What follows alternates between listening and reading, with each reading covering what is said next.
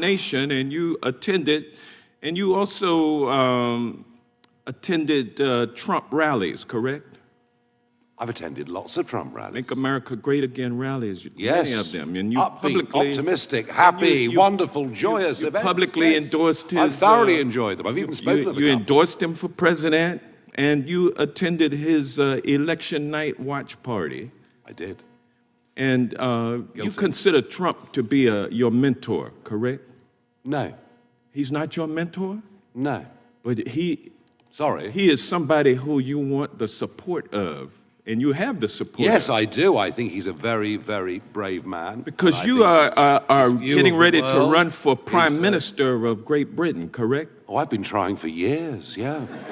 And for 2 unanimous consent requests. I'm not going to challenge the farce as much as the gentleman and the others, but 2 that letters to you, 1 to you and 1 to Commissioner Verkunen, pushing back on the framing of this hearing from 30 EU and U.S. academics. Thank you. Without objection. Gentleman from Georgia is recognized. thank you, Mr. Chairman. Mr. Farage, welcome to the United States of America. This isn't your first time here, correct? Correct. You were here in 2024 in Milwaukee, weren't you? I've been coming here since 1982 on a very regular basis. I work for American companies. What purpose were you coming to Milwaukee for? Why did you come to Milwaukee? I've been in Milwaukee many times. I think that particular in 2024 was the convention, the Republican convention. I think convention. that's right. I think you're right. The Trump convention. I think you're right. Very good. Where Trump was coronated. Well, he won, didn't he? I mean, yes, he had already won. Happens, we already knew who had won. It's called political And it was parties. his coronation, and you attended, and you also attended Trump rallies, correct? I've attended lots of Trump rallies. Make America Great Again rallies, yes. many of them. And you upbeat, publicly, optimistic, happy, wonderful, joyous you events. publicly yes. endorsed his... I've thoroughly enjoyed them. I've even spoken to them. You endorsed him for president, and you attended his election night watch party. I did. And you consider Trump to be your mentor, correct? No. He's not your mentor? No. But he is somebody who you want the support of, and you have the support. Yes, I do. I think he's a very, very brave man. Because you are getting ready to run for Prime Minister of Great Britain, correct? Oh, I've been trying for years, yeah. And as it stands right now, you head up a party. How many seats in the Parliament are there? 651, if you include the Speaker, that is. 650. Yes. And how many how many seats does your party hold? How many seats do the opinion polls say we're going to get next time? Is that your question? I mean, I the see. numbers don't lie. You only have 4 seats, right? I'm afraid so, yes. And so you are indeed the leader of a fringe party. Oh, I'm a fringe, all right. Don't worry about that. Yes, absolutely. Everything I've ever done. And as a fringe party leader seeking to run for Prime Minister of Great Britain, you need a lot of money in order to blow up like the MAGA movement has blown up. What you need is a message of truth and a message of hope. And well, you need money also, right? Well, money's helpful, but it's not the primary thing you need. So the first thing that came out of the chair's mouth this morning during his opening statement had to do with Elon Musk. Yeah. And you're carrying water for Elon Musk today, aren't you? From what I can see, Elon Musk is abusive about me virtually every single week. But it's a free country, so but you never stop trying to ingratiate yourself with him. Wrong. Well, I mean, wrong. You are familiar with the fact. Wrong. You are familiar with the fact, Mr. Farage, I have had a public fallout with Elon Musk. That Donald Trump's campaign benefited to the extent of $250 million from Elon Musk. Well, I mean, how much? You are familiar with that, correct? How much did Mrs. Zuckerberg give to the Democrats? I mean, this is what happens, and people are. Well, he didn't give any money Let me be clear. To the Democrats. He was sitting behind Trump with the rest of the tech bros, and you are here today to impress all of those tech bros, including Elon Musk. Isn't that correct?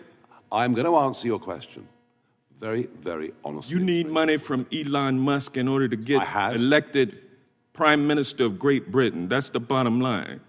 Isn't that correct? We consider all day, as long as the chairman allows us. I don't mind. I had a very public falling out with Elon Musk. But you're still trying to get some money from him, though. Over a political issue. It's not about the prior disputes. I'm sorry, you're trying to ingratiate yourself with the tech bros by coming over here and trying to. Can I get a cup of coffee or something? And you're arguing. Be here a long time. What you're arguing is that the citizens of Great Britain should pay a tariff if these tech companies are not allowed to violate the laws of Great Britain. No, I'm not. That was a falsehood put out by the British Prime Minister today. You didn't say in your Prime Minister's questions. I have never. In your statement. I have never suggested any of the kind. You don't call My statement is very clear. As tools to My force statement is Great very Britain. clear.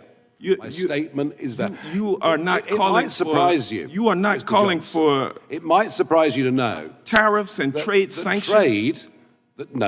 Trade. You may not know this, but trade between our countries is actually rather important. You are the biggest investor in our country, and we're the biggest investor in yours. Done is the time of the gentleman from Georgia has expired, but the gentleman should be able to say some kind of here response. to the United Regular States order, Mr. Chairman. The time He's been rude, he's been disgusting, he's been hilarious. Hang on. No. The gentleman's time has expired. I feel like we should give Mr. Farage a chance to respond to one of the many questions he was not allowed to respond to. So we'll give you 30 seconds, Mr. Farage, and then we'll move on to our next one. Because I know Mr. Farage does have to leave in about an hour, so we want to get through as many members as we can. Number one, I had a public fallout over a political issue with Elon Musk. I can't be bullied by anybody. I haven't changed my mind. Last time I looked, he was being spectacularly rude about me yesterday. That's life. If we believe in free speech, we live with it.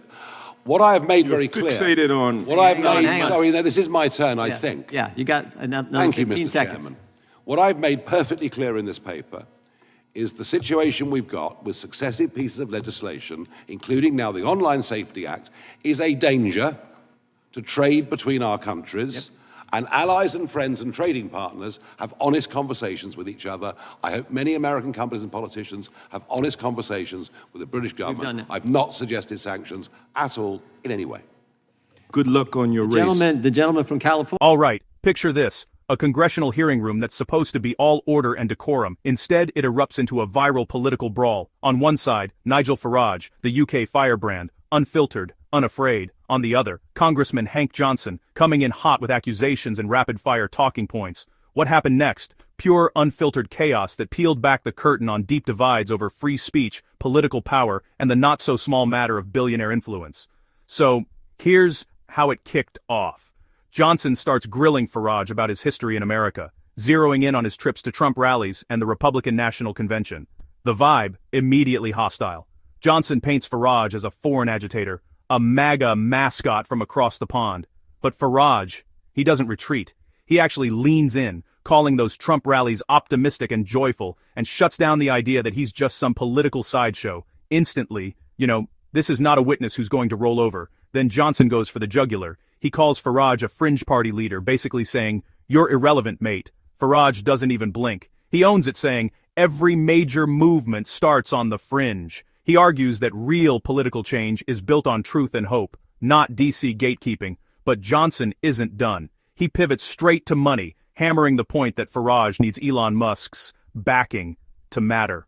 Again and again, Johnson repeats it.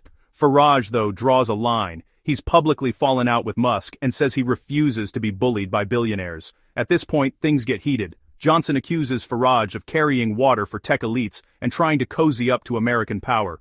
Farage fires back, calling out the double standard of U.S. megadonors and defending free speech as a principle, not a personality cult.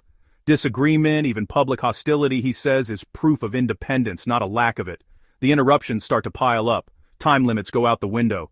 The chairman can barely keep order.